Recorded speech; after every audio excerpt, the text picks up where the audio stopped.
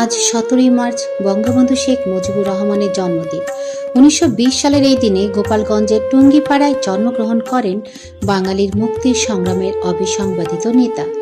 বঙ্গবন্ধু কেবল একজন রাজনৈতিক নেতা ছিলেন না, তিনি ছিলেন মুক্তিযুদ্ধের অন্যতম নেতা এবং জাতিকে ঐক্যবদ্ধ করার অদম্য প্রতীক। ছোটবেলায় তার ডাকনাম ছিল খোকা। ধীরে ধীরে তিনি হয়ে ওঠেন বাঙালির মুজিব ভাই ও বঙ্গবন্ধু শেখ মুজিবুর রহমান। কিশোর বয়সেই সক্রিয় রাজনীতিতে জড়িয়ে পড়েন। গোপালগঞ্জের মিশন স্কুলে অষ্টম শ্রেণীতে অধ্যয়নকালে তৎকালীন ব্রিটিশ বিরোধী আন্দোলনে যোগদানের কারণে তিনি প্রথমবার কারাবরণ করেন। 1947 সালে দেশভাগের পর তৎকালীন পূর্ব পাকিস্তানের রাজনীতির প্রাথমিক পর্যায়ে শেখ মুজিব ছিলেন তরুণ ছাত্র নেতা। পরে তিনি আওয়ামী লীগের সভাপতি হন। 1966 সালের 6 দফা আন্দোলন, 1969 সালের গণ অভ্যুত্থান এবং 1970 সালের ঐতিহাসিক নির্বাচন ও মুক্তিযুদ্ধের মাধ্যমে স্বাধীন বাংলাদেশ অর্জনের মাধ্যমে শেখ মুজিবুর রহমান বাঙালি জাতির অবিসংবাদিত নেতায় পরিণত হন।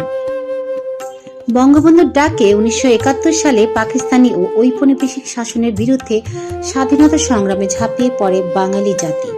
25 মার্চ রাতে পাকিস্তানিরা তাকে গ্রেফতার করে।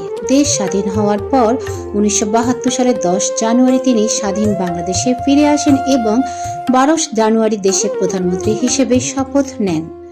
1975 সালের 15 আগস্ট একদল বিপদগামী সেনা কর্মকর্তার হাতে সপরিবারে নিহত হন তিনি।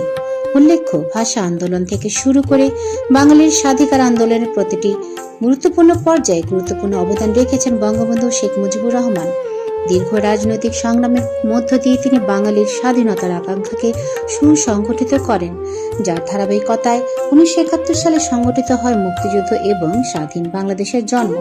বিশেষ করে 1971 সালের 7ই মার্চ ঢাকার রেসকোর্স ময়দানে দেওয়া তার ঐতিহাসিক ভাষণকে বাঙালি জাতির মুক্তির ডাক হিসেবে বিবেচনা করা হয়।